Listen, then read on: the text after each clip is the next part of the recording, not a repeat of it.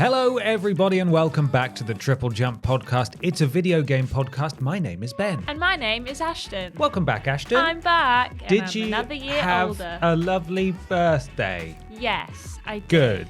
I had a busy week seeing all my friends because for some reason, the minute I left Leicester, everyone moved to Leicester. So I've got like Really? loads of friends. Yeah, Oh. they've literally just moved to Leicester. Huh. And I was like, cool. So we had to like go around all the little You towns got to do all your around social Leicester duties. and be like, haven't seen you in ages. How are you? A couple people are pregnant. That's weird.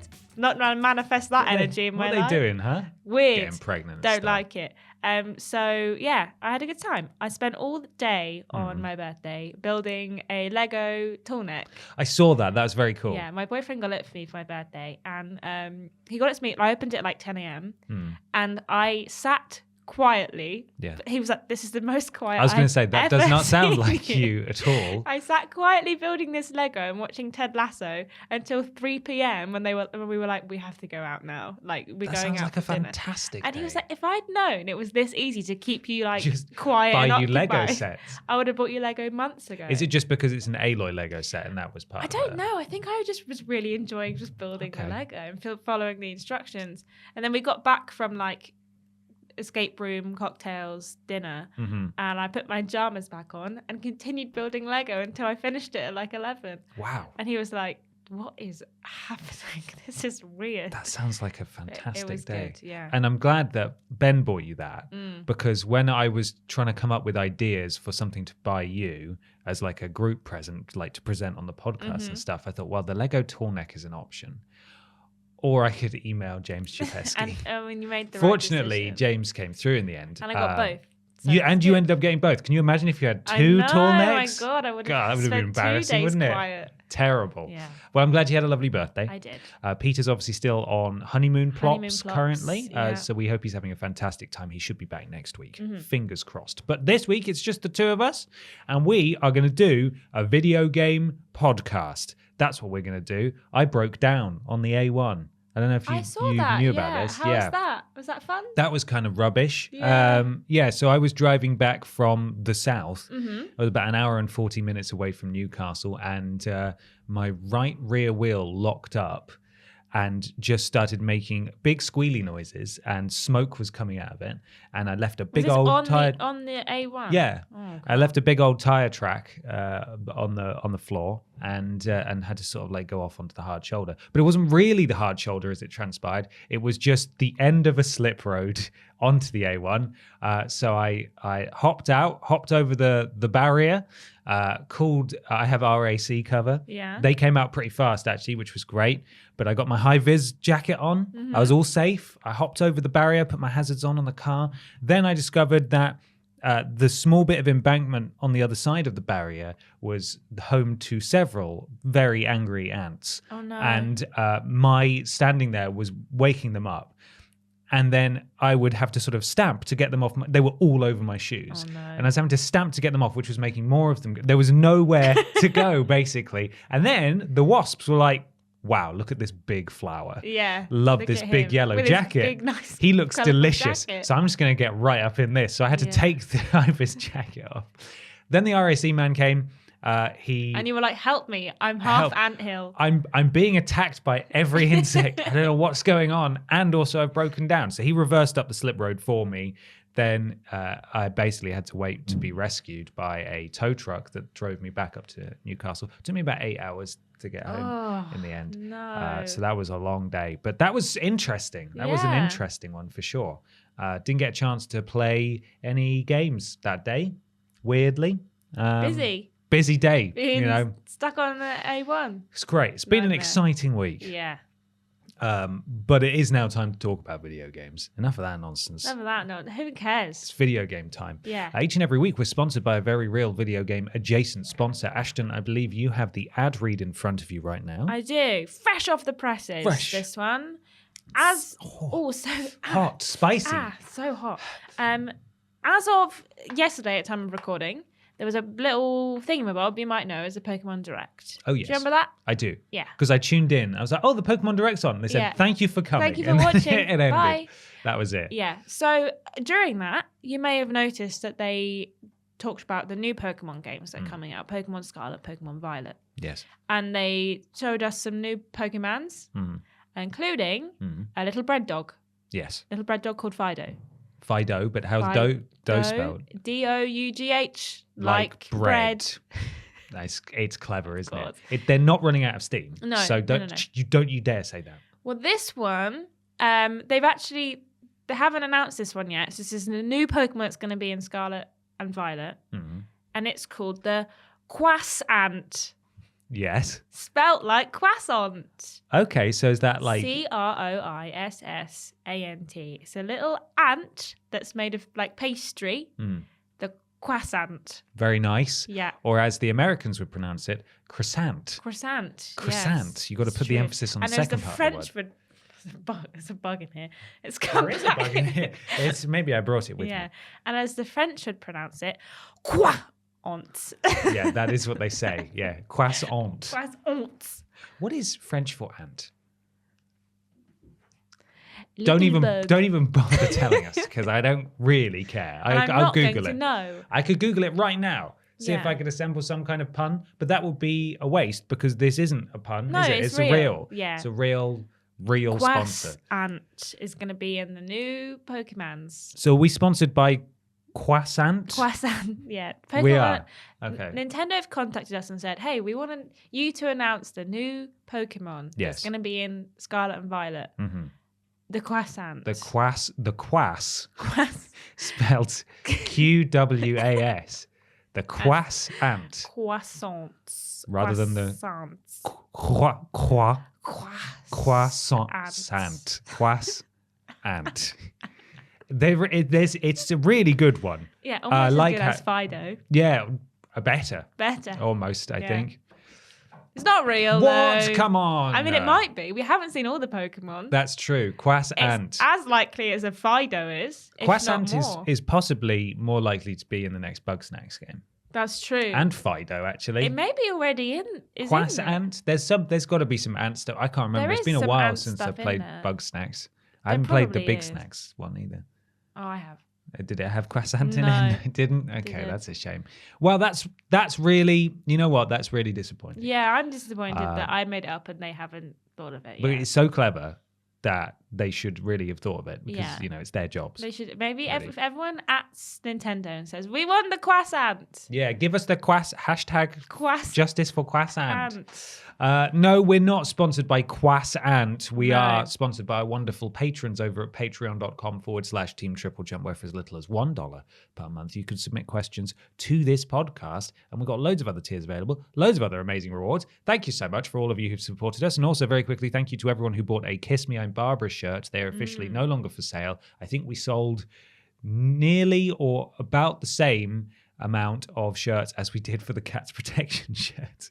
Okay. Which I think is a resounding success. I was going to say, is that a good so thing people or a bad care thing? as much about the welfare of cats Yes. as they do about people potentially kissing them because they're Barbara. Yes. Which is, I think, equitable. Yeah, Those are two things that you should care about. Yeah, in these your two life. things are the same. They are the same. Yes, that's what the science says. Yep. That we have the data to prove the it. correlation means they're the same. Absolutely. The Venn diagram of people who care about cats, and no, actually, it doesn't mean that they're related. Kiss Me, I'm Babs is a circle. It's just a circle. I don't even know that it's related. More information required. Maybe we'll sell another shirt to work out if people care just as much about that.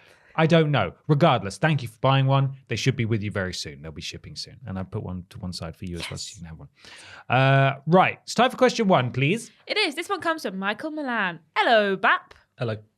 Special congratulations to Peter. We'll pass those on. Congratulations, Peter. Congratulations, Peter. I'm sure he has. He's in Scotland. A subgenre I've always been delighted by is the pinball platformer, as seen in games like Yoku's Island Express and Sonic Spinball. Unfortunately, this genre is wildly underrepresented. Do you have any odd genres or subgenres of games that you'd like to see more of? Something experimental a game did you'd like to see tried more often? Peace and love. Kiss, kiss. Thank you, Michael. Thank you, Michael. Oh, I forgot to go first when Peter's not here. Peter's not here. It's him. I don't have any odd genre, and I haven't really answered the question. I've just changed it to my own way. I would like there to be more life simulator games like The Sims, because I think if there is more of them, The Sims will stop being so bad. at competition putting things out. And also, I think there's a lot that The Sims doesn't do that I think a lot of other games could do. There's a game called Paralives that's coming out that everyone's very excited about. What's it called? Paralives. Paralives. Yeah. Okay. I've talked about it before. It's very similar to the Sims vibe, but like everything just seems to be done a lot better. Okay. So I'm quite excited about that. But I think there needs to be more because there's like, obviously you get the kind of Sims that are like lawnmower sim, and like we got one through on Keymail yesterday. It was like arcade simulator or something. Yeah, where you can build your own arcade. Yeah. And there's like all kinds of things, but there's none that really like echo the same vibe as like The Sims does. And I just think that it'd be good for everyone really if there was more out there. Yeah. Like I say, because I mean, I talk about it later on when I get to my weird news, because this week they've been doing some really weird stuff. They've really done something, haven't they? But they are kind of not doing so good right now with everything that they announce and put out is kind of just not hitting the spot like it should do. I don't know if it's because they're working on Sims 5 and they're just like spaffing out Sims 4 content. There's got to be a better word for that. To like, keep everyone occupied. But I would like more life simulators, please. If you're watching anyone else that's not EA, that would be great. Thank you. Yeah, I'm surprised no one's made moves in that space, or even what's the guy called?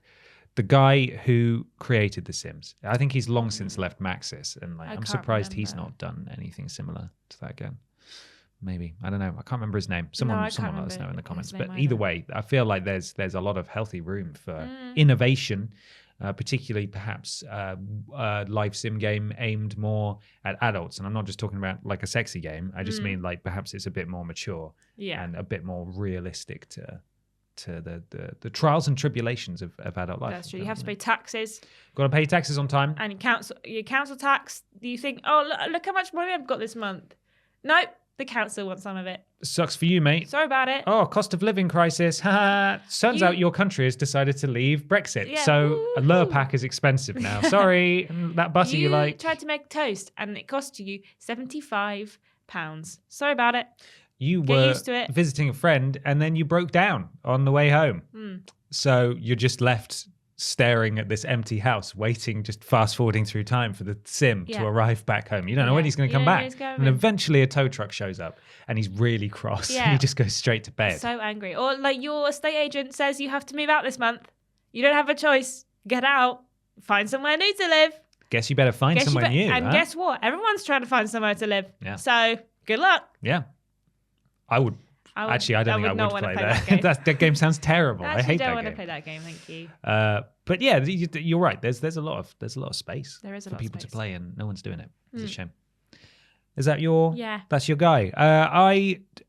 I was struggling to think of a subgenre because I feel like what I would have chosen at one point in time would have been Soulsborne games, but they're now extremely popular, and you see elements of them in every game. Well, not every game, but a lot of games, their influence is wide reaching now. And of course, there are lots of imitators, in my opinion, your Neos, your, is it the Surge? I can't remember. Basically, anything that I've played that claims to be a Soulsborne title, I've not been able to get into because it's like, why would I have Tesco's own Dark Souls? We have McDonald's. It's very much, we have Dark Souls at home. And I just can't, I don't mean to say that those games have nothing to offer, but whenever I've tried to play them, it's just I've been like, why would I subject myself to this when I could just play the real thing? Anyway, so that's what I would have said at one time, but then I realized I really actually very much like chilled walking sim games. So the likes of Dear Esther, Gone Home, Everybody's Gone to the Rapture, Edith Finch to an extent, but that's got quite a lot of gameplay variety. So while it is strictly speaking a walking sim, it's it sort of straddles some other lanes as well. I don't feel like enough of those games are released. I'm sure a lot of them come out on PC and Steam, but there are few that are critically acclaimed, and there are even fewer that end up actually coming to console, which is where I would prefer to play them. So I every so often I love to play a walking sim where it's just sort of ambient. There's almost a kind of spooky, oppressive atmosphere where there's usually in these games there's no NPCs at all. You're somewhere deserted, but there's always something in the back of my mind thinking, what if they just put something in to just mess with me? Yeah, like you just see like a silhouette. you're like, what's that? Or something moves. And I think that does happen in Dear Esther. And it's like, that's not okay. You're not allowed to do that because I can't even run. I can only walk. My speed is slow and I cannot move fast. I love games like that where you're trying to piece together what's happened after the fact, but it's not the kind of game where you have to then go and look at weird theory videos on YouTube because it was too abstract. Like I want it to tell a story that I can comprehend. But I also want there to be an element of mystery and I just want it to be intriguing. And I really like games like those. And I haven't played one for years. I feel like they just do not come out very often, which is a shame. I would like more of those, please. But in terms of like a feature that I'd like to see more of, it's when more heavy games tonally give you moments of levity. So like there's a bit in The Last of Us where you get to do a thing, which they've just straight up spoiled in a trailer for the remake with the giraffe.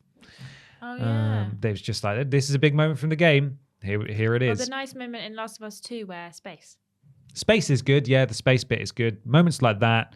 The example I've also got here is Final Fantasy VII.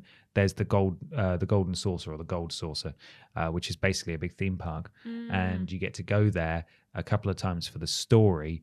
But later on, you can go anytime you want. And I remember as a kid saving up because you have to pay to get in. Right. And you can also pay a lot of money to get a season pass. And I bought a season ticket so I could go to the Golden Saucer whenever I wanted, and I could play the arcade games and I could wander around. It's got lovely music, and I was like, that's nice. I like it when games are just, you're part of this world, and while the world is buggered, there are also people going about their lives and they need distractions, and I like that. So those are good too.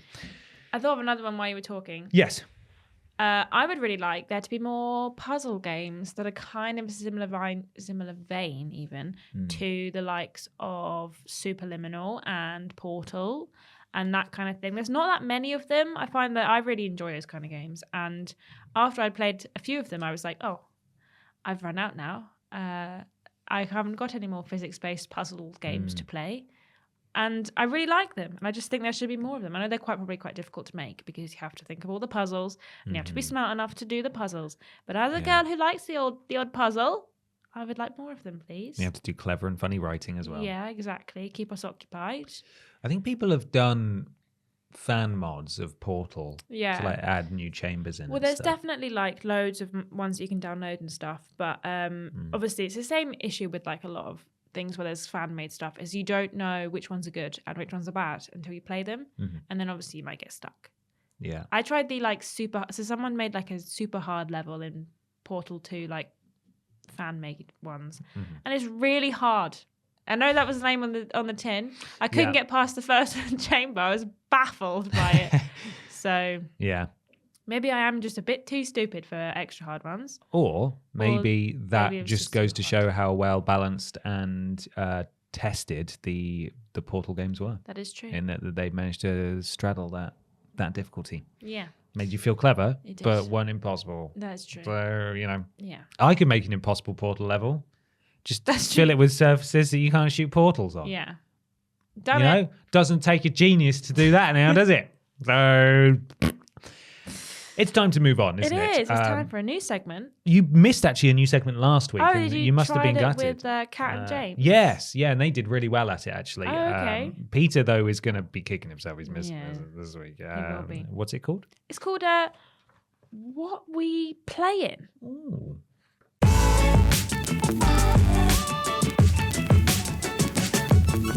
It's What We Playin time to talk about what we've been playing. Ashton, you've had a week off. I have. Which I assume just means that you were playing video games every day. No.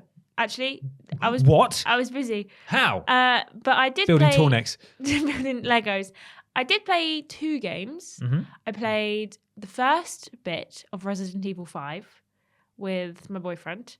We downloaded it on our PlayStations, but we only have one PlayStation 5 and one PlayStation 4 and only one TV at home. So we had to play on a little monitor that we brought down from upstairs. But that was okay. We only played for like a couple hours and then we didn't have any time to play for the rest of the week.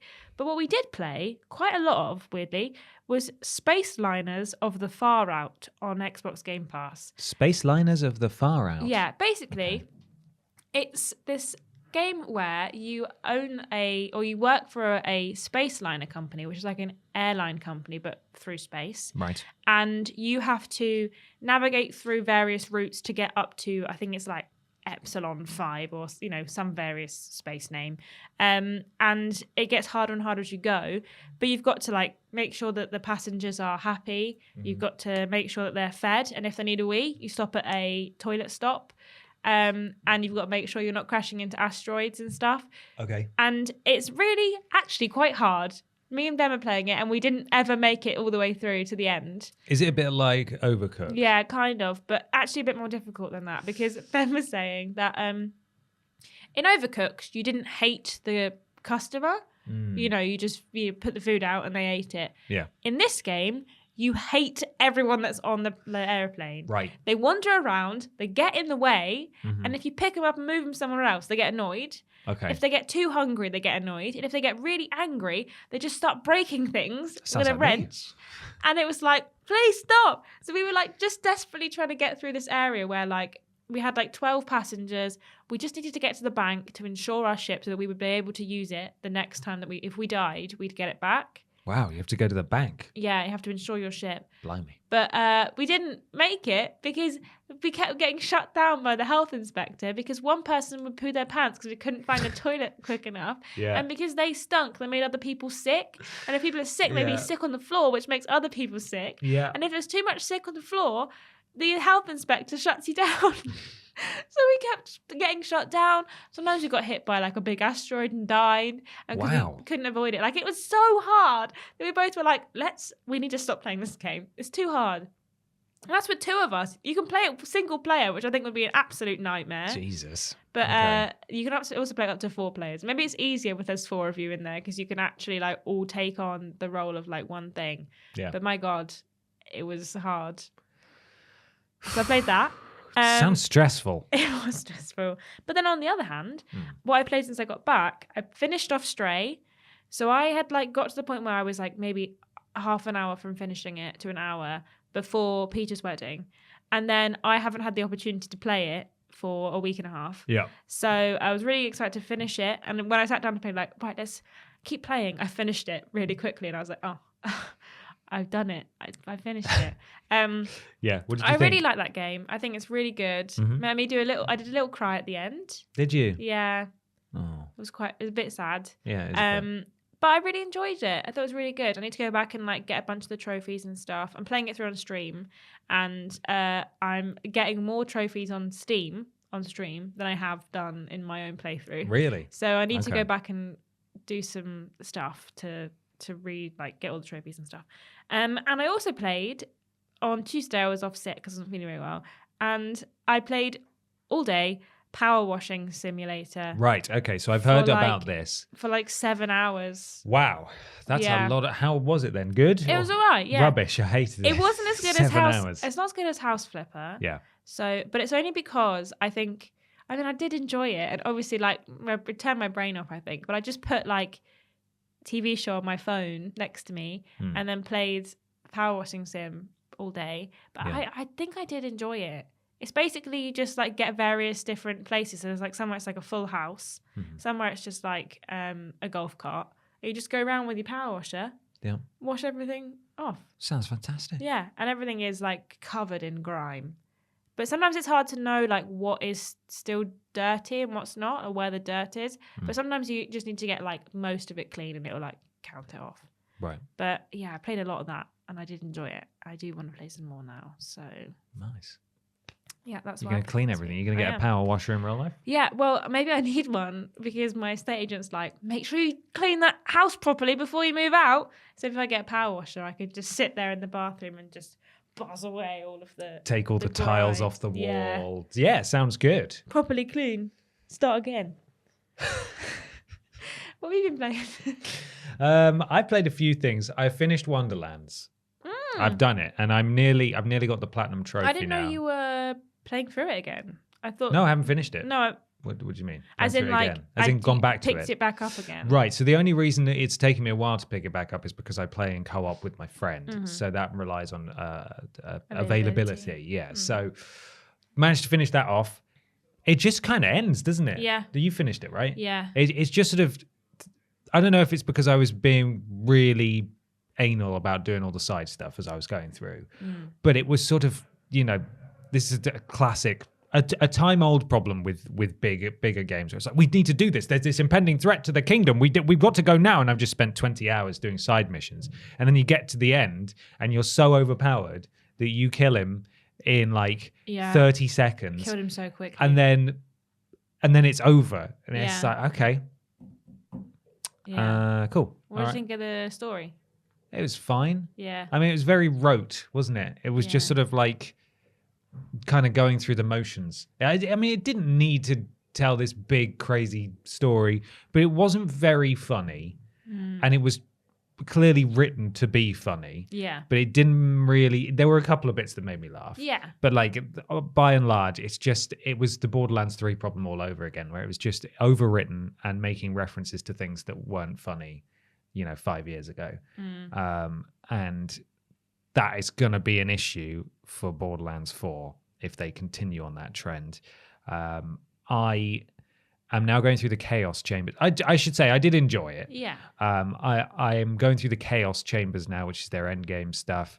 It took me bloody ages to work. Right, so there's trophies for getting to Chaos level 10 and Chaos level 20. Took me flipping ages and a lot of Googling to work out how to actually increase your Chaos level. You have to go to him and ask him to like give us the level up the Chaos Chamber, so and then play it through, because you can't just play the Chaos Chamber and over again. It'll only let you do it like level 1. So you have to go to him and he'll upgrade it. And then if you finish it, it might go up 2 levels. Sometimes. So yeah, he offers loads of different Chaos Chambers, but it turns out there's only one thing he offers that will actually increase your Chaos level. But then you need to go into your menu to then manually turn up your Chaos level once you've completed that. Then go back to him and do that one again, but don't do the other Chaos Chambers. So I ran like several Chaos Chambers, wondering why I wasn't going up levels.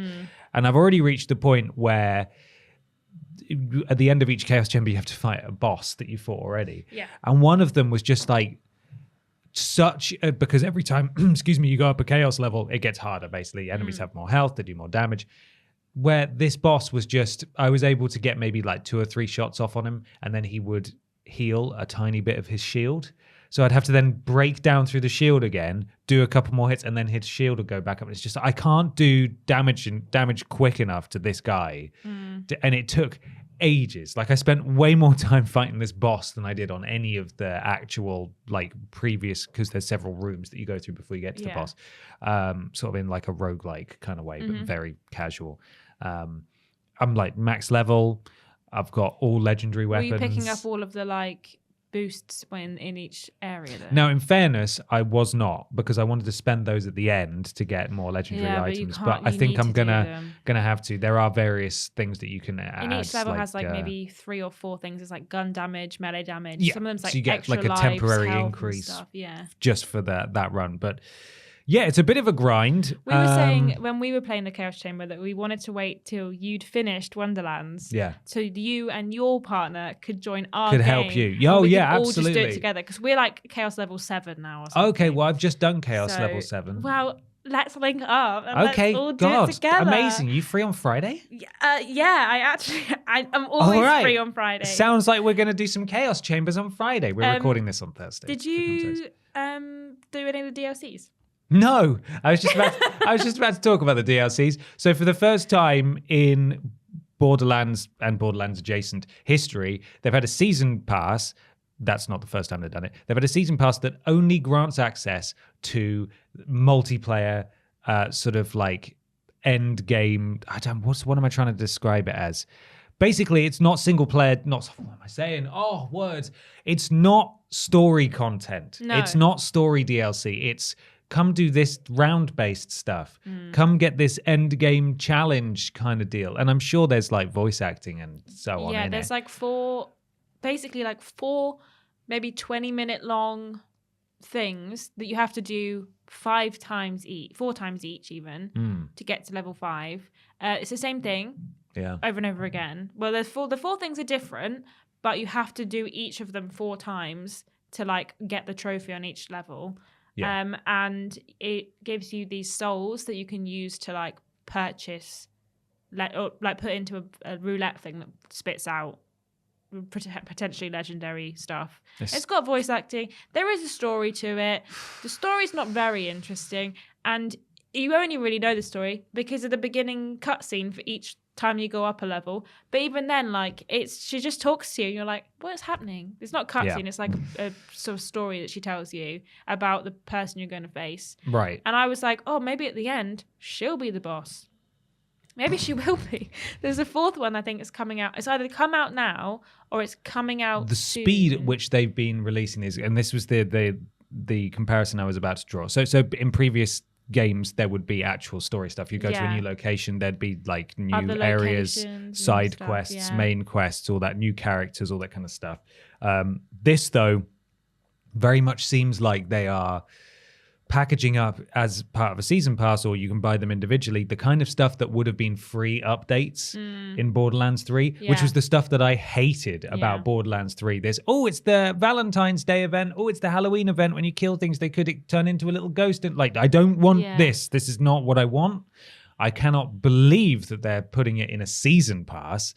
That seems like a massive rip-off. I don't know any Borderlands fans who want this kind of stuff. Clearly people are playing it, otherwise they wouldn't make it.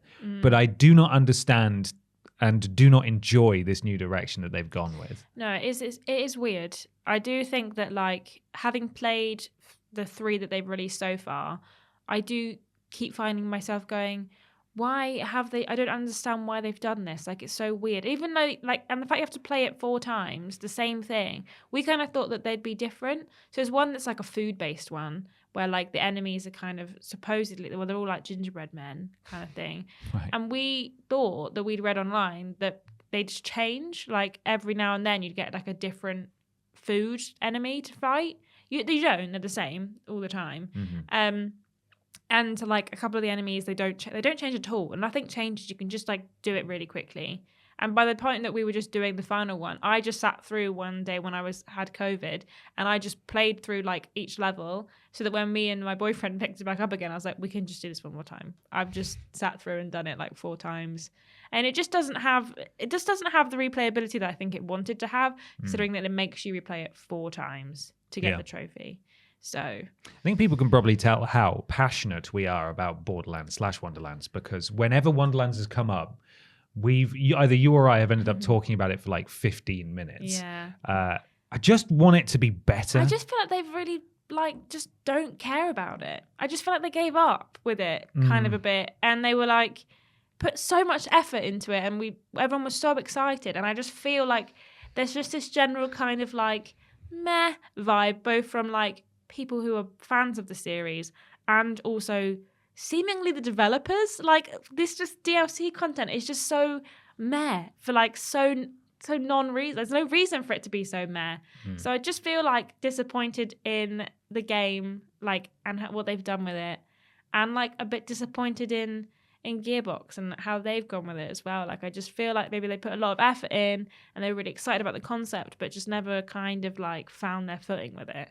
Yeah. So I don't want another Wonderlands game. No. I would take another Borderlands game, but it's got to be more entertaining. And one of the things that Wonderlands does that I also didn't really like about Borderlands 3 is that the maps are so massive. They're so huge. They are all and huge.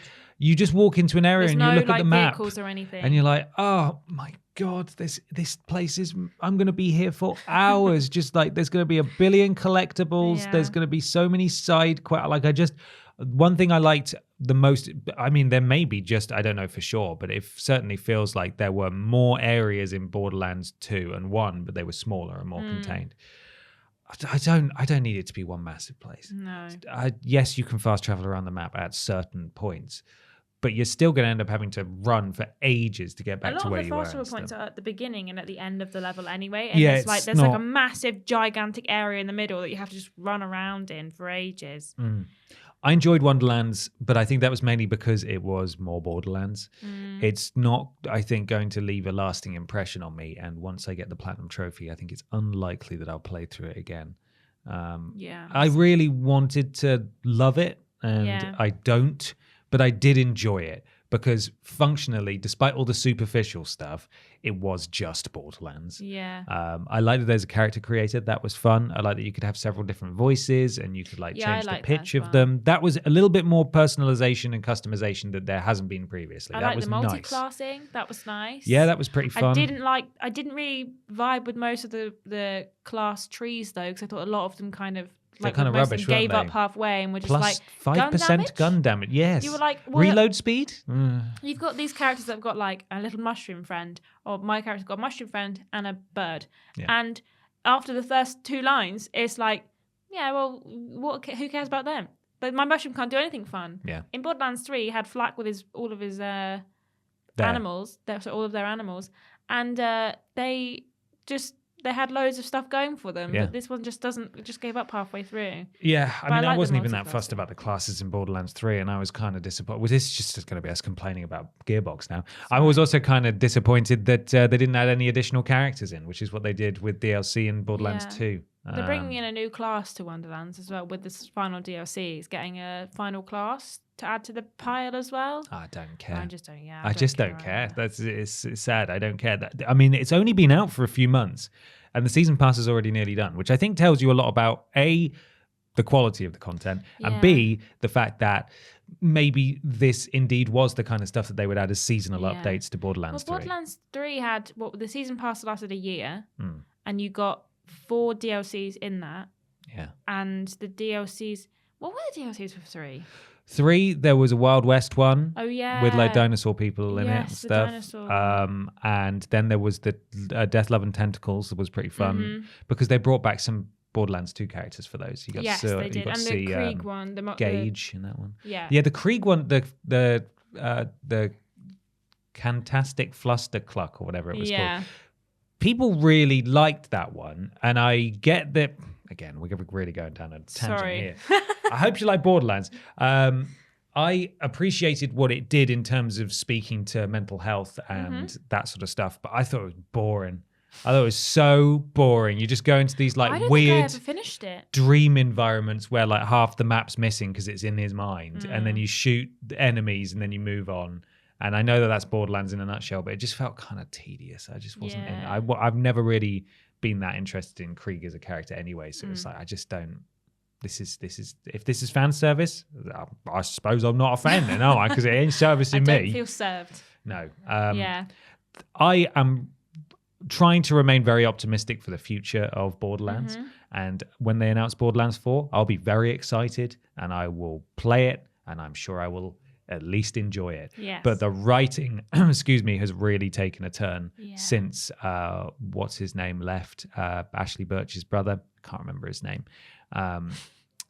He did such a good job with Borderlands 2, and I even thought the pre-sequel was really funny as well. I didn't hate the story of Borderlands 3. I actually really liked the story of Borderlands 3, and I did like a lot of the writing. I just think it kind of what's the phrase, jumped the shark a bit at the end, kind of lost its footing a bit. But I really enjoyed a lot of what Borderlands 3 brought to the table. I know a lot of people didn't, but I remember kind of quite fondly being like, oh, that was like that. But I can see why people didn't like it. But I've tried to replay it and I can't. And I think that might say a lot about how I feel about it. And that's sad. Yeah. That's sad. But have you played anything else? I've nearly finished, platinumed Wonderlands, and that is going to be my goal. Yes. Quickly rattling through the rest of these, I played a little bit more Cyberpunk. Not a huge fan of the UI in that game or the menus. Takes some getting used to. I don't like using my right stick as a mouse cursor. Yeah, I don't like Stop that making me do that, games. It doesn't really work. I don't like the fact that I have to walk right up to something and point the middle of my camera at it to interact with it. Oh, I do love the world, and I really haven't played that much more, to be totally honest. But I do intend to. I think it's going to be pretty much my main focus now going forwards. But it's clearly you should play this on PC. That's clearly what they were going for here. I mean, the UI in The Witcher was quite widely criticized as well, just because it was too small and there was so much of it. That is kind of the same here, except now it's all red, which is quite hard to look at. And then it's got loads of binary numbers and stuff all over the place. And it's like, is that important? Or what is the information I should be looking at here? I know I'll get used to it, but that's an immediate first impression of playing a bit more. I think I had the same feelings as well. Got the Platinum Trophy in She Sees Red, one of the best FMV games I've ever played. We talked about it a couple of weeks ago. God, it's rubbish. Much like when I've gone for Platinum Trophies in other Wales Interactive games that we've played before. Yeah. This isn't a Wales Interactive game, though, to be clear. No. I've seen scenes. Kazakhstan Interactive. It is, yeah. No, is it? Yeah, it's a Kazakhstani game, I think. Yeah. Was it Kazakhstan? I don't know. I can't remember. Maybe I made that one up. Is that you see additional scenes when I'm playing through getting all the choices and stuff for the trophies that give the game so much more context.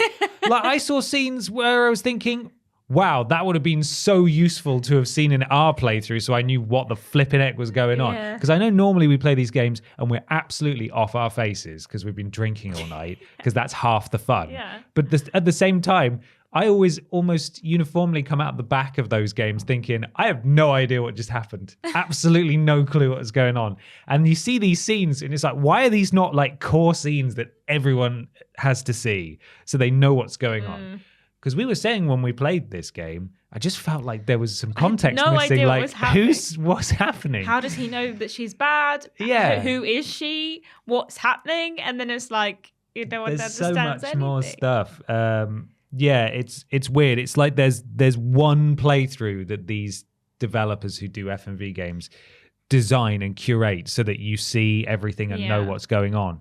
And then basically every other decision is wrong. Well, it's like and then you die and you have no idea what's happening. It's like in I Saw Black Clouds. The trailer said that there was ghosts in it. Yeah. And then we managed to play the whole game and not see a single ghost. And then I went on my platinum run and I saw so many ghosts. It was way scarier. What's happening? We thought it was a horror game and it was not a horror game when we played it through. No. Anyway, so I did that. A couple more just very quick things. I'm on the PS5 beta for the new firmware, which adds folders and stuff just in case people are interested. I thought it would be folders on the home screen. It's not. It's in your game library where you view all your games, which is sort of useful, but not as useful as it could be if it was on the home screen. So that's the only major update I would say in the new beta. And I read a little bit more of my Console Wars book that I talked about. Yes. And I took a photo of some screenshots. I took a photo of some of the stuff in it because I wanted to read it to you. Because I was sat in my car waiting for a tow. Safely, I might add. I was off the hard shoulder at this point. And this is some sort of... Okay, so when Sega were trying to get a new marketing agency to represent them and like they were, at war with Nintendo or whatever, one of the pitches that one of the marketing agencies had come up with, I'll read it here. The agency provided a sampler from the VidSpeak lexicon, which modeled the following words, terms, and phrases. So basically, they put together this sort of Bible or an example of gamer phrases that they thought, yes, this is how all the gamers are going to talk. Good. And we're going to make them talk like that. Good. So here we go. Are you ready? I'm going to tell you them. I'm so ready. And I want you to guess what it is. Okay. Gearlets. Gearlets? Gear, gear, Lets. Gearlets. Is that going to be like something to do with like the equipment that you have, like your hardware? Be like, oh, I've got some new gearlets because I've got the new controller. See, that kind of makes sense. No, that's the VidSpeak word for gamers, also known as gamelets, gamies, hoosies, vidiots, speaklets. Vidiot? Yeah. Bossaroos and cluelets. So that was what they said that gamers were going to be called. Yeah, so the VidSpeak word for gamers is either gearlets, gamelets, gamies, hoosies, vidiots, speaklets, bossaroos, and cluelets. Wow. Which I will now only be referred to as a bossaroo. Yeah, when I'm a playing bossaroo. Excuse me, bossaroo. Girl thank you. bossaroos. How about hedgy wedgy? What do you think that is? What's hedgy wedgy? No, is that oh god, is that like when you own someone? Bearing in mind that this is being pitched to Sega. Yeah, okay. Hedgy wedgy. Is that in Sonic when there's like hedges and stuff? Anything pertaining to Sonic the Hedgehog or to any fan of said Sonic the Hedgehog. Oh, he's a hedgehog, I forgot. Yeah, hedgy wedgy. That's when you're Just talking about anyone anything. talking about Sonic. Anybody talking about Sonic, hedgy wedgy. What about whammy jammy? Oh no, I don't know. A pair of pajamas. No, of course, it's the way you feel when playing a good game. These are all school Bengals. They really are. Oh, it gets Screwjob worse even. though. Okay. They've just repurposed the repurposed the phrase gobbledygook. So it doesn't mean the same thing as like a jumble of words or something that means nothing. It means running wild, running it doesn't. fast, It doesn't. running all over the place without time to say "hasta la vista, baby." That's of course Why does this gobbledygook. kind of feel like writing for the Uncharted movie? It does a bit, doesn't it? Yeah. It's old man desperately tries to win account to market video games. Yeah. Mobile mover with wings. What's that? What does that mean? A mobile mover with wings? Yeah. Oh my God. A portable handheld device? Oh my God, that's really close. What gamers will call the Game Gear, also referred to as the A To Go Cup, a Mindorama, a home away from home, and a great thing to wrap your nozzles around. The thing is, though, if Sega had gone with this company, Mm. could you imagine Well, they what would have the world lost. would have looked like? They would have lost. I mean, they lost anyway. I know, but could you imagine if they just started using these words? And then now, in 2022, we'd have been like, oh, is that Hedgy Wedgy? Oh, I can't believe Hedgy Wedgy's back. Makes me proud to be a bossaroo. It's pure whammy jammy, mate. Man, I feel so whammy jammy right now. The Hedgy Wedgy's really gobbledygook, isn't I've it? got a gobbledygook over to the train station right now. We've got two more. Okay. Master Blaster. A video game gun. What you do when you start playing the Sega Menacer Master module.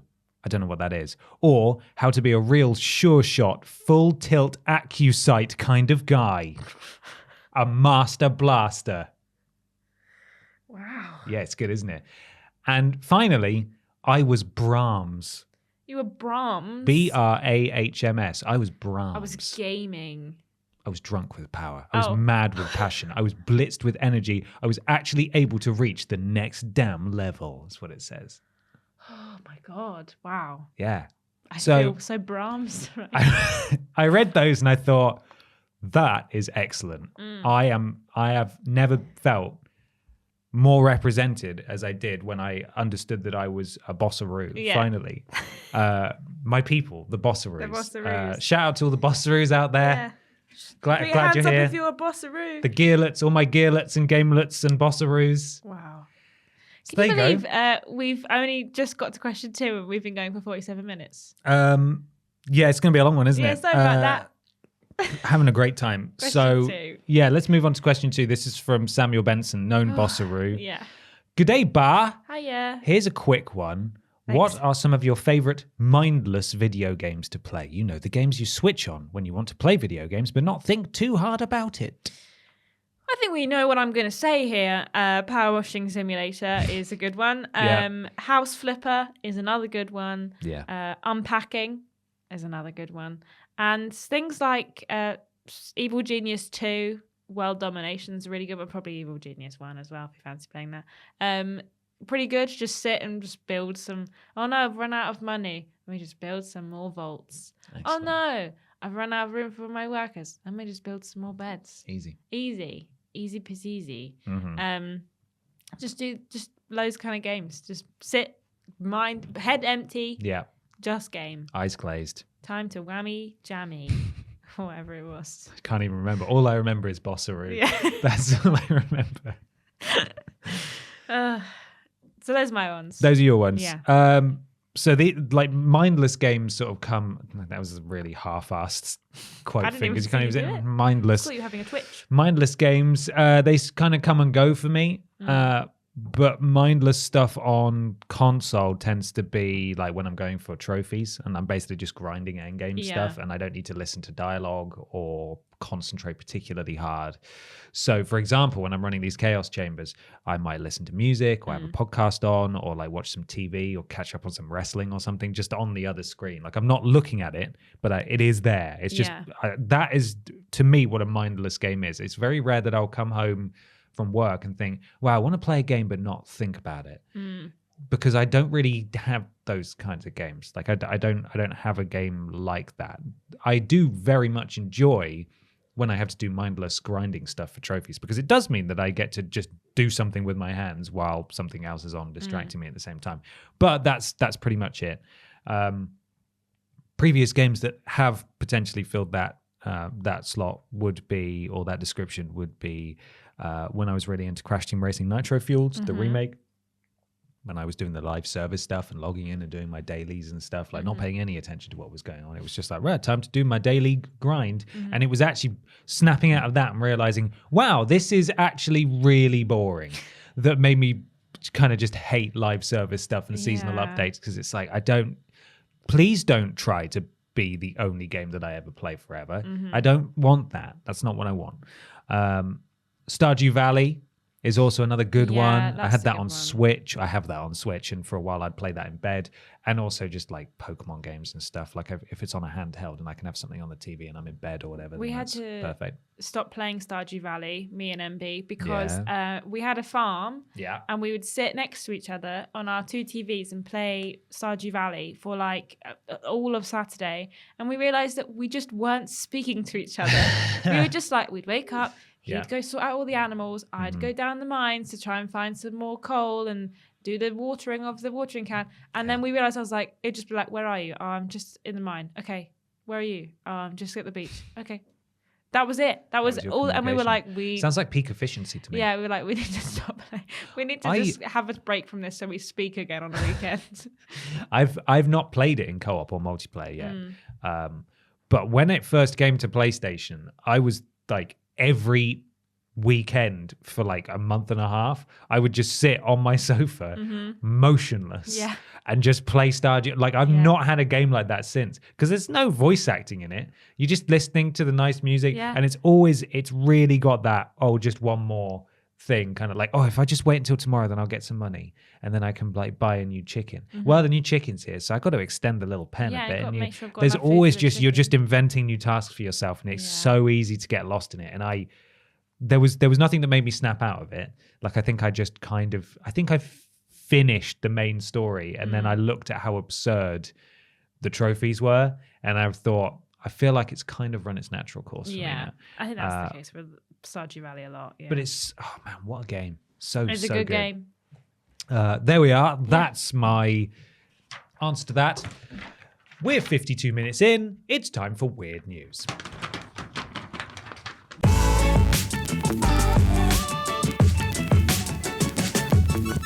It's Weird News time for some weird video game news. Remember, you can submit weird video game news to us on social media. I was going to try and say Twitter, but then I started saying social media. Yeah, I was ready to go Twitter and Facebook. And just comment it, reply it, and then we'll pick it out. Maybe give you a shout out as well. And if you want a very special shout out here, you can go to patreon.com/Team TripleJump, support us at a certain tier, and become a podcast producer, who are the sponsors of Weird News each and every week. Ashton, kick us off. Nathan. GY Goliath. Sean Legg. Corey Duffel. Robin Wardle. Ellie Nicholas. Erica Hutchinson. Melody L. Burnett. Katie Garrett/Jared. And Gabrielle Philipping. Thank you, podcast producers. We love you. We appreciate you very much indeed. We do. What is the first weird news, please? I've got some weird news. Yeah. It was on Facebook and Twitter. Yeah. On Twitter, it was submitted by Peter at Pedalit. Pedal it.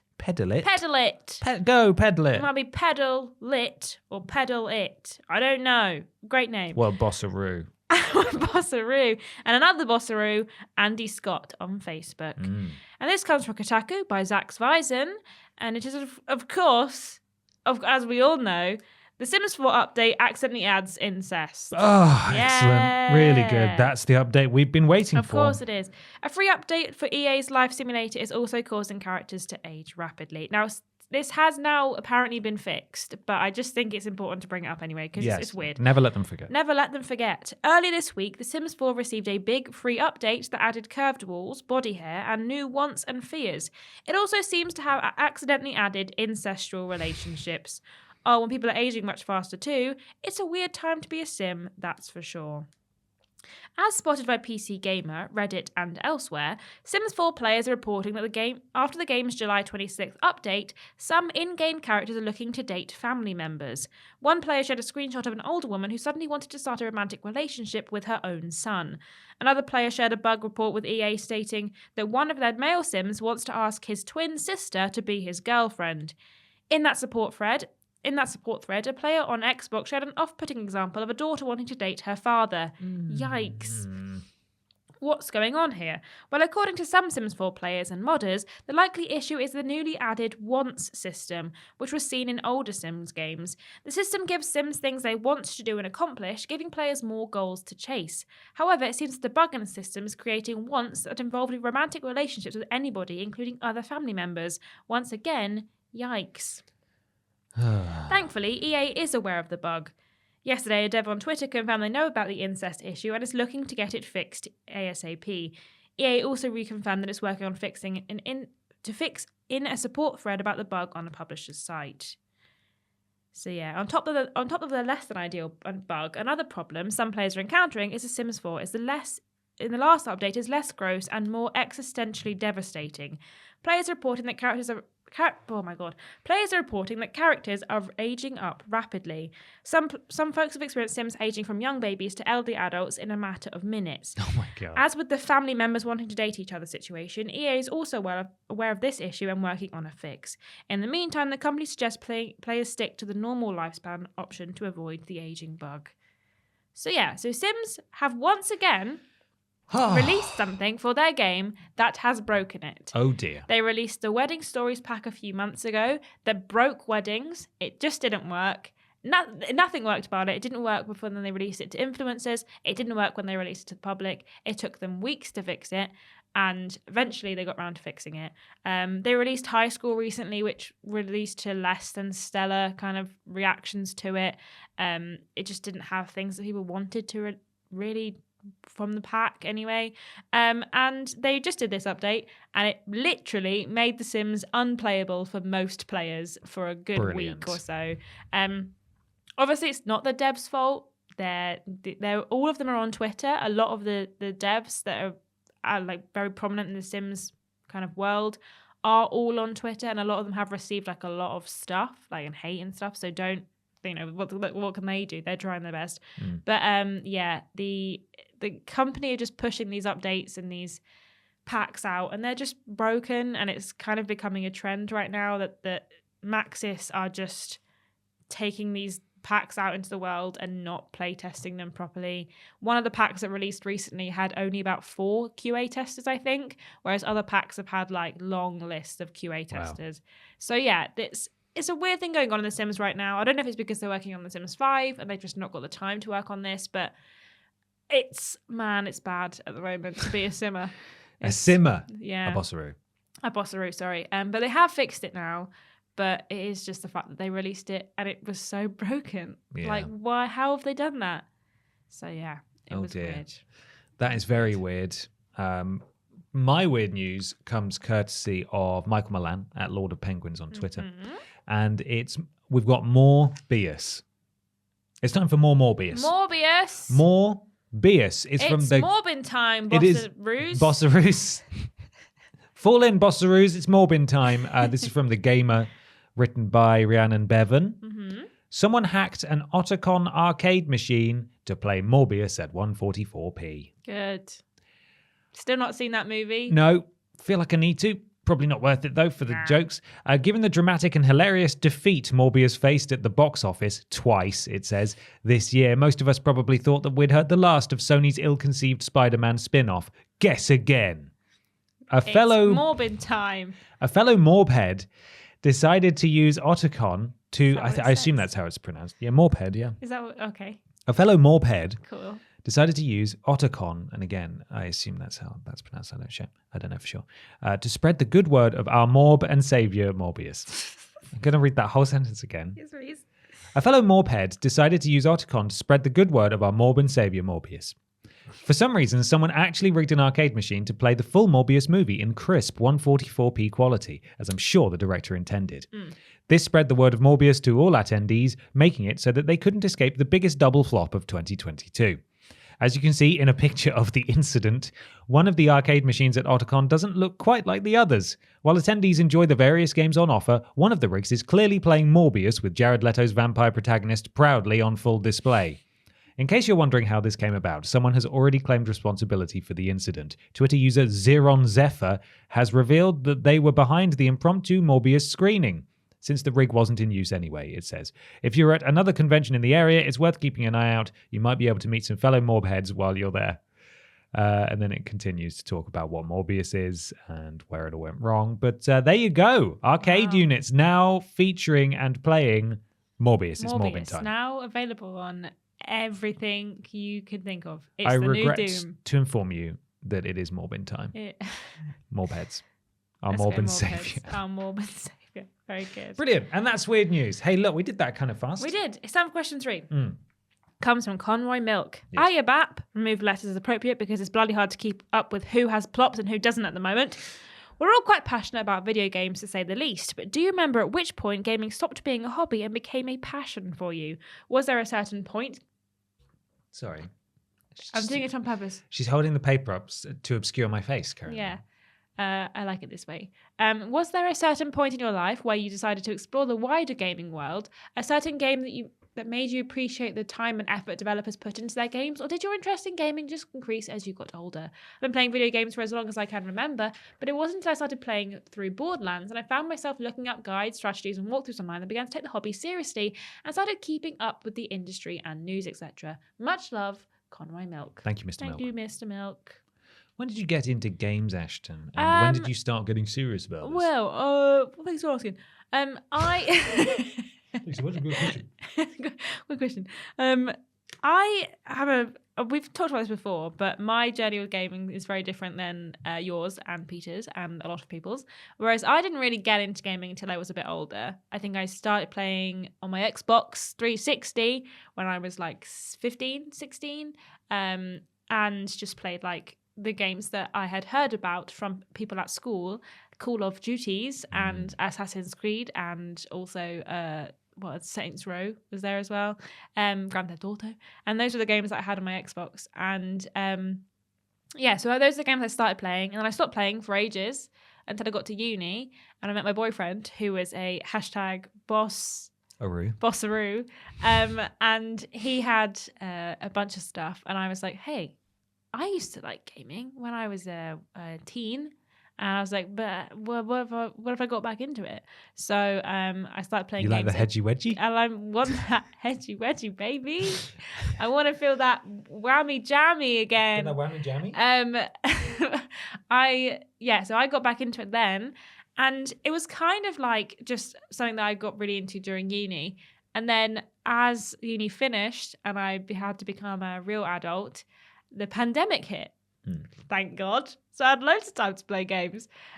So during those 3 years, I'd got kind of really into like Borderlands, and it started to become more and more into my life, and like a lot more was like what I wanted to do. I got home and I was like, don't talk to me. It's time to game. Don't talk to me until I've got my morning hedgy wedgy. Yeah, I need to hedgy wedgy right now, or I'm going to not be a bossaroo today. No.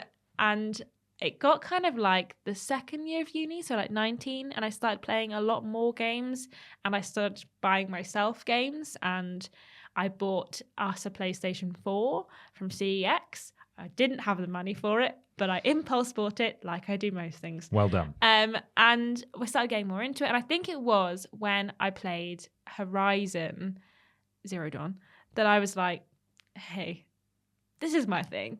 Mm-hmm. This is my thing now. And it's not going to stop being my thing for a very long time. It better not be. Yeah. No intention of it. We'll be cross. I don't want to not be a bossaroo anymore, because this is a bossaroo channel. Bossaroo train for life. Yeah. And I think that's when it hit me. I was like, this game is dope. And I really enjoyed playing it. And I think that's when it kind of like hit me. I was like, this is my thing. And that's probably the biggest example of like the thing that tipped me over the edge of being like, yeah, I like games, to being like, I love games. Mm-hmm. I love video games. I flipping love them, man. Yeah. Yeah. Bloody love them. I love these games, man. God, I love them so much. I'm such a bossaroo. Yeah, boy. A proper little gearlet. Yeah. Oh no. Next week when Peter's back, we're just going to have to keep saying Bossaroo and stuff. Yeah. And then he's going to be baffled because he wouldn't have listened to this podcast. I mean, I can put him through the same quiz. Yeah, but we have to just start using it for a bit and then like, so he doesn't know what it is. Okay, so we're going to have to hit it heavy in the like, first half of the podcast. And then if he starts going like, why do you keep saying this? So wait for the what we play in section. Yeah. Or whatever it's called. I don't know. We've never done it before. Yeah. And then we can do the quiz. Yeah. And he will know. Yeah, so when he's back, we have to start using it in our everyday phrases. Like those photos quickly so I don't lose them. We need to like pretend like it's a new TikTok phrase. Because obviously... Yeah, because I would know it. He always thinks that I just make things up anyway. So I guess maybe like we will just pretend that these words that I've just brought to the table, and then eventually he'll have to figure it out. Yeah, it's real Bossaroo. Yeah. A proper Bossaroo. Yeah. Well, I mean, it's pretty well documented for me in terms of when I started playing games. I got a Game Boy Color. I had Pokemon Blue, and I played Final Fantasy VII on PS1. That was I specified that game, or single out that game as the game that got me into games. What game, sorry? Final Fantasy VII. Right. On +1. And then I continued to play PS2. I didn't get that at launch. And I had friends who were all into gaming and used to go over to their houses and have sleepovers and we'd all play games and stuff. But there was a period where I just like didn't play any games for ages while I was in secondary school. Particularly on the lead up to the PS3 coming out. In fact, I think I ended up selling my PS2 to someone so that I could save up for a PS3. And then this was like maybe a couple of years out at that point. So there was a while where I just didn't have any consoles. I'd still play some games, but like I just I wasn't into games properly. Yeah. However, I can, in fact, that timeline doesn't line up with what I'm about to say. So ignore that because I'm trying to piece this together from memory. But I would say that pre-ordering the PS... Did you get it? I don't know. Okay, maybe. Be vigilant. No, it's there. Bloody bug. Yeah, look at it. Smug bastard. Get out of here. Go away. I think that pre-ordering the PSP, which released in 2005, I believe, was the turning point for me in terms of going from a fan to sort of being, for want of a significantly less wanky term, a student of the industry, a bossaroo. No, I was already a bossaroo, but to become someone who actually studied what was going on and tried to learn things. By that point, I was reading magazines, and I was like, as soon as they started becoming available, I was listening to podcasts, like the early first gaming podcasts and stuff. I was listening to those. I started doing my own gaming podcast. I, wrote bits and pieces here and there, and then I went to university and I started doing stuff for Push Square and blah, blah, blah, and all that kind of stuff. But the PSP, I think, is the turning point because it was around that time that I was I had reached the point where I was informed enough to know that it was coming out, to know that I wanted it, and to know which games I wanted to get it with. And that was, I think, the moment where, my bossaroo status. I went from being we're just a roo. Well, yeah, just a roo. I was going to say we're prescribing meaning to these meaningless terms, but I went from a gamelet to a full bossaroo. Yeah. Someone who actually, like everyone who listens to this, people who are interested in what's going on below the surface level of walking into CEX or walking into game and just buying something. It's like, oh, the new Call of Duty's out. Yeah. Whereas real bossaroos know that Call of Duty comes out every November sort of time. Real bossaroos know that. Yeah. Roos don't. No. So gamelets aren't sure. Gamelets don't know. Gamelets are just like, is new Call of Duty out? The gamelets are the ones that are going to end up continuing to buy FIFA because they think it's the same game. Bossaroos are going to be the ones who know that like EA football, EA Sports FC, Club Football Club 2023 is the real one. Yeah. That's the difference. Yeah. Anyway, I think we've thoroughly confused everyone. Yeah, me too. Happy Bossaroo Day, everyone. Happy Bossaroo Day, everyone. This is the day you found out that you are, in fact, a Bossaroo. Congratulations. You can put that in your Twitter profile with pride. Which is big news. Which is good, because it's time for... The big discussion!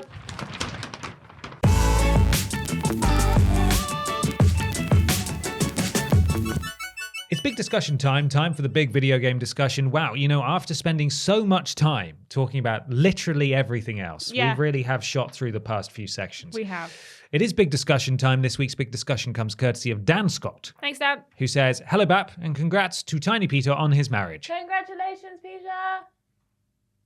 He says thank you. He says thank you. We heard him. Yeah.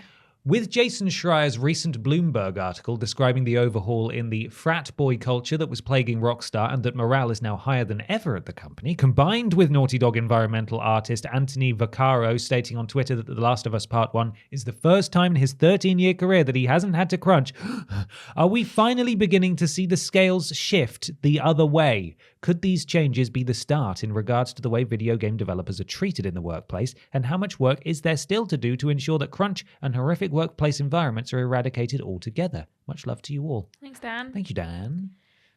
So I read the article Yes. about Rockstar, and things do look really good. Like, everything seems very positive. Rockstar didn't comment on the article, which I think is kind of weird. But I also think that lends validity to it, because if it was like a fluff piece that Rockstar was like, Jason, you're well known for pointing out how horrible things are. Come over here, Jason, we'll show. And it's almost like a tour of North Korea where they just show everyone's happy and they're having a great time. Supermarkets. So the article says that they spoke to 20 to 40 people. Yeah. Which to me just means 30, but okay.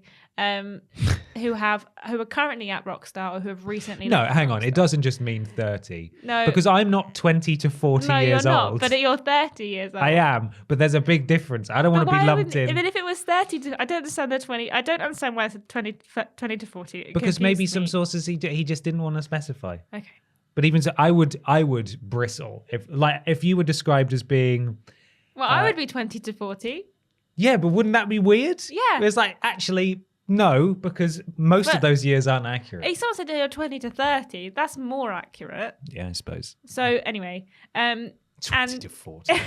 currently or have recently left Rockstar, who sort of talked about how things have changed. And a lot of those people, it was all anonymous, were really positive about the changes. Mm-hmm. There's a lot more diversity in the team now. They've really scaled back what GTA 6 is going to be at release so that there's no crunch. They've actively removed transphobic jokes from GTA 5.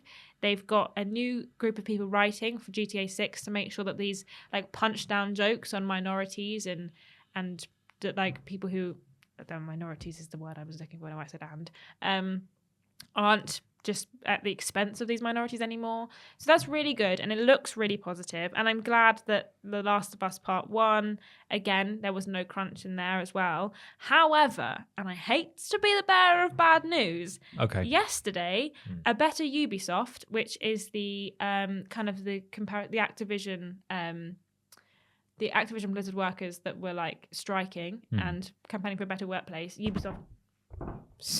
Punch the microphone. Ubisoft, I bet Ubisoft took that inspiration and made one for Ubisoft. Yeah. They have, as of literally yesterday, released a bunch of statements saying that in the past year, nothing has changed at Ubisoft. Right.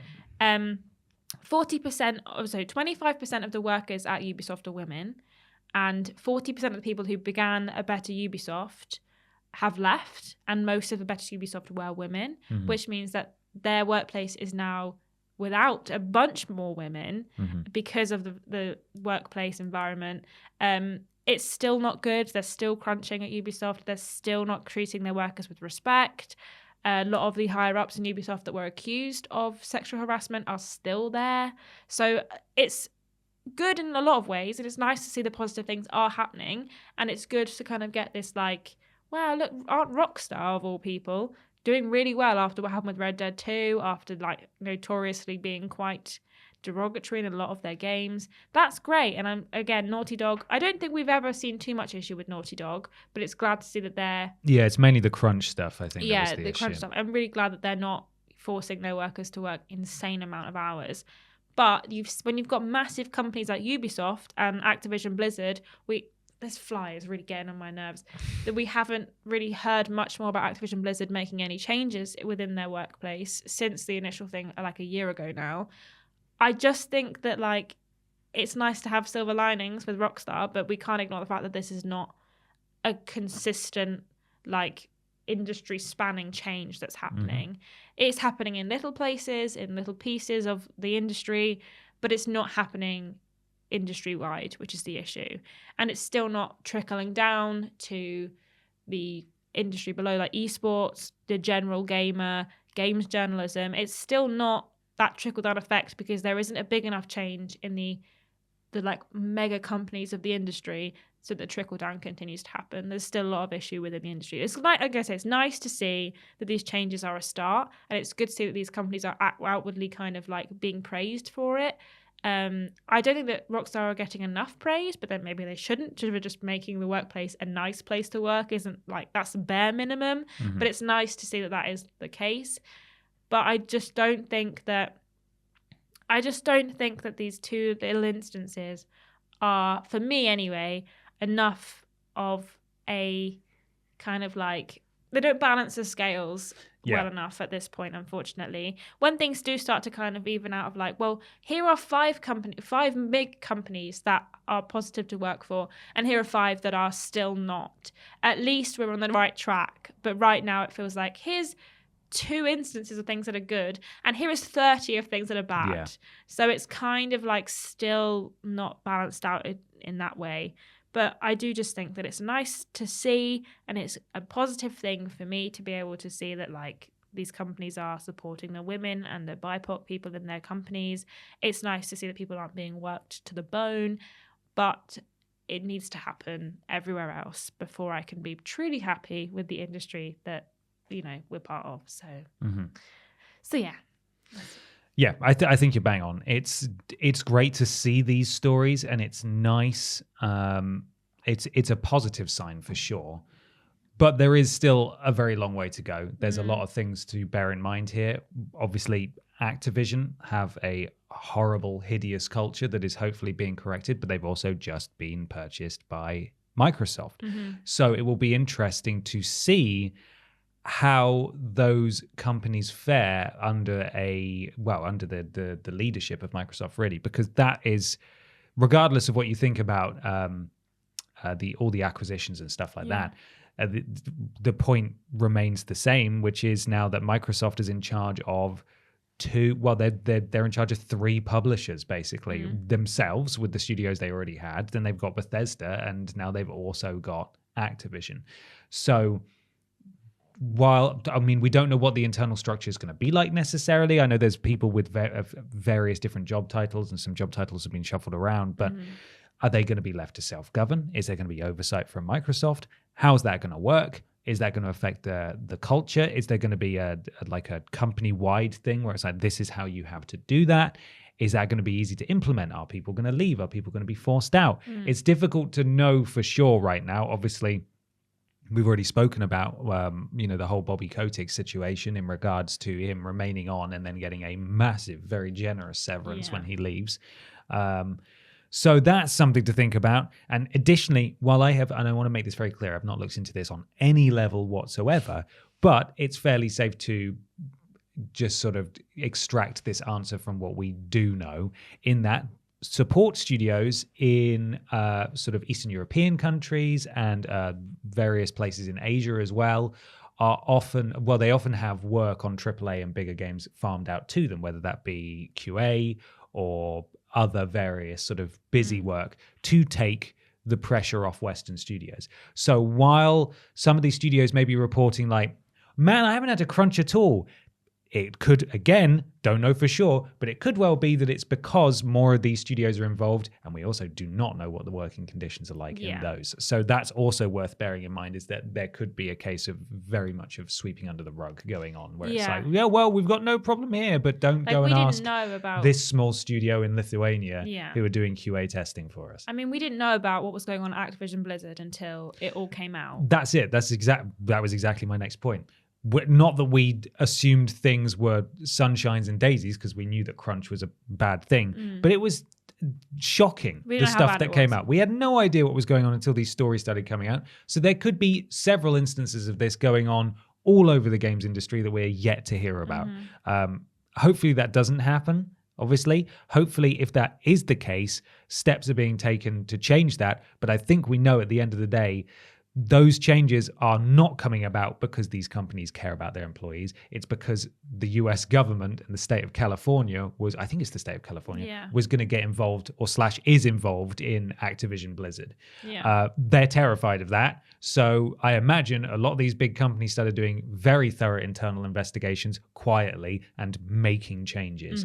Not because if they could get away with overworking their staff, They do it. they would do it. Of course they would. But if they can't legally, then they're going to have to change it. And if it just so happens that their staff are happier as a result, hooray, I suppose, is probably their approach. So there are lots of things to bear in mind here.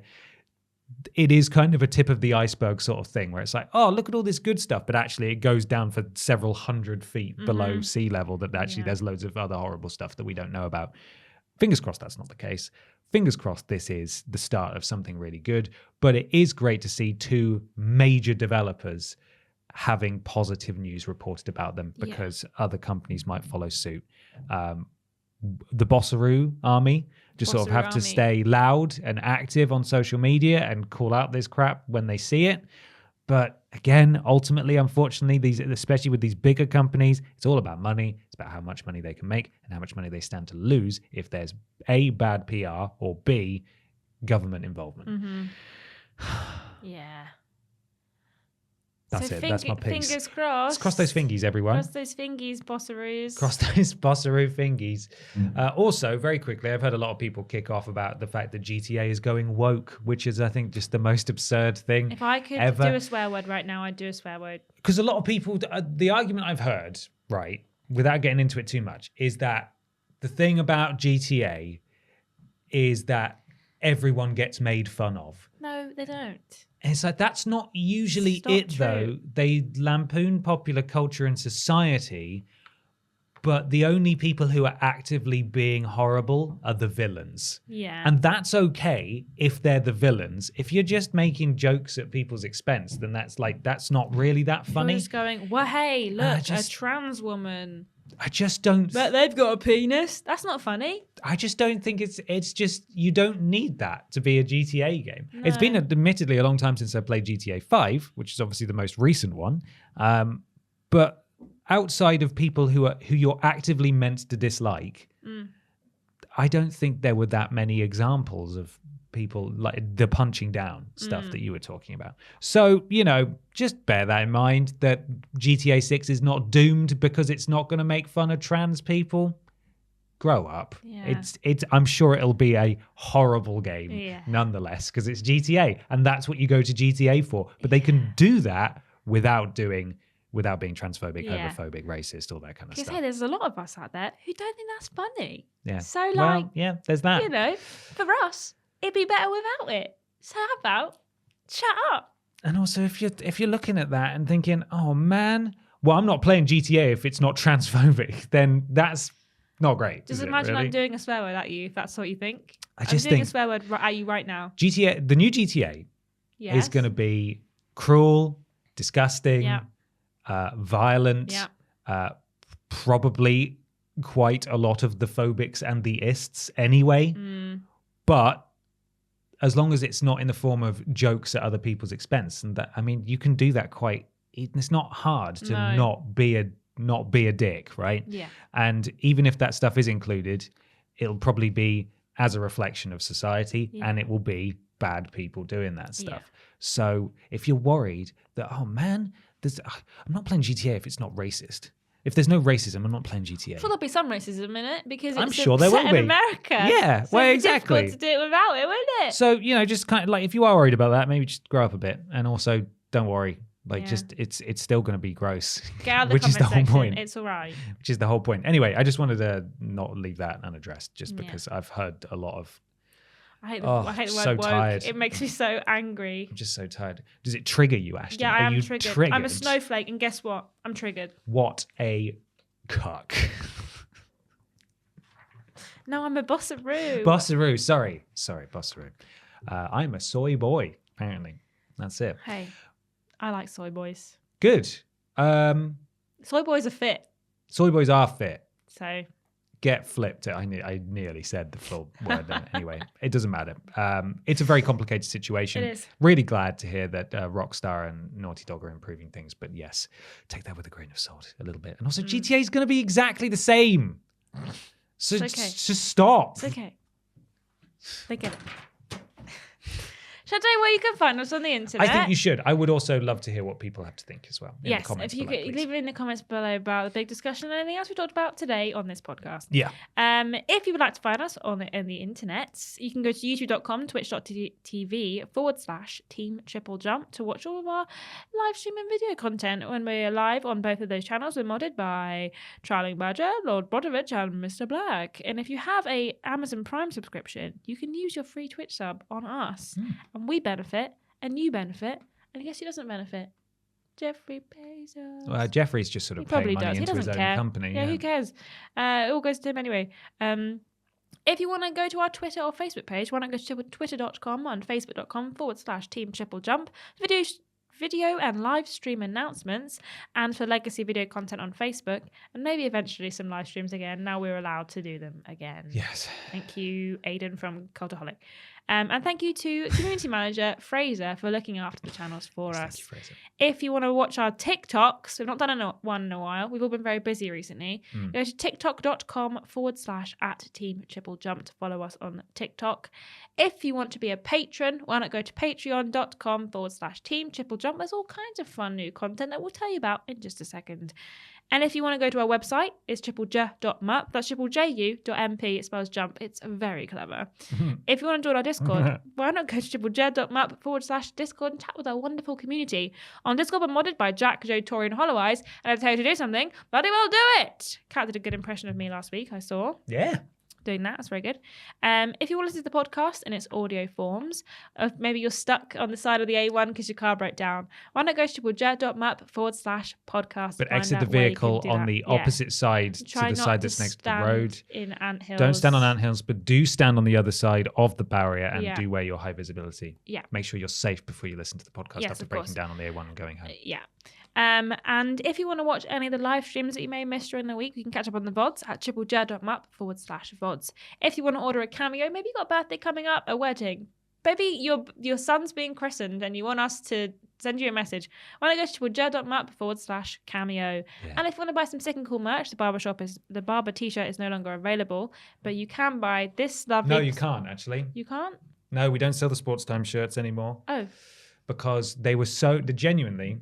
We sold so many of them that we decided to we ran out. Actually, we need to order more, but they're not available on the shop. You can buy a sports time track jacket and scarf, though. Yes, you can do that. So there is merch available on the store. It's triplejumpshop.com if you want to buy some single cool merch. And why not follow at TripleJumpShop on Twitter to find out when the latest merch is announced? Absolutely. Why not follow Ashton and Peter on Instagram and Twitter at @PeterAustin and @ScrambledAshton, and myself just on Twitter at @confused_dude. We do lists every Monday, Tuesday, Wednesday, Thursday. Streams every Monday, Tuesday, Wednesday, Thursday, Friday. Thursday being the joint stream on YouTube. Monday, Tuesday, Wednesday, Friday being solo streams on Twitch. Worst Games Ever is fortnightly. Friday for patrons of a certain tier. Sunday for everybody else. The podcast is every Saturday, and we do shows once every other... No, why does it say that? Why am I... We need to change that. We need to change that. I think about that every week, and then it gets... Because this is such an old little chunk of the podcast running order now that, it's like... It's just not relevant. We do shows all the time. We do all the time. Just come check it out. All the bloody time. All the bloody time. Why not leave a 5-star review on your platform of choice? It helps something to do with Al Gore's rhythms. Leave a review and say, I'm the #1 bossaroo. Yeah. Bossaroo, sound off. We want to hear from you. Bossaroo, sound off. This week on the channel, Worst Games Ever is out already for patrons, and tomorrow for everybody else on the YouTubes. Also out this week for patrons of the same $5 tier is Weirdest Games Ever. So patrons get a double whammy this week. Double whammy? Weirdest Games will be released for everybody else next week. So if you're a patron at the $5 tier, you get Worst Games Ever 2 days before everyone else, and Weirdest Games Ever a week before everyone else. So, maybe consider that. And of course, After Dark, our bonus Patreon exclusive podcast where we swear and talk about all sorts of stuff and answer your silly questions, is releasing on Monday. A new episode is out on Monday. So again, patreon.com/Team TripleJump. You support us there. There's all sorts of cool stuff. Maybe come check it out. Ashton, there's just enough time to talk about this week's sponsor once again, please. The new Pokemon that's coming to Pokemon Scarlet and Violet next to Fido is, of course, Croissant. Croissant. Croissants. Excellent. Thank you. Sorry, my hands just... Thank you so much for watching / listening, everybody. You look after yourselves and be kind to yourselves, and we will see you next time. Goodbye, everybody. Bye.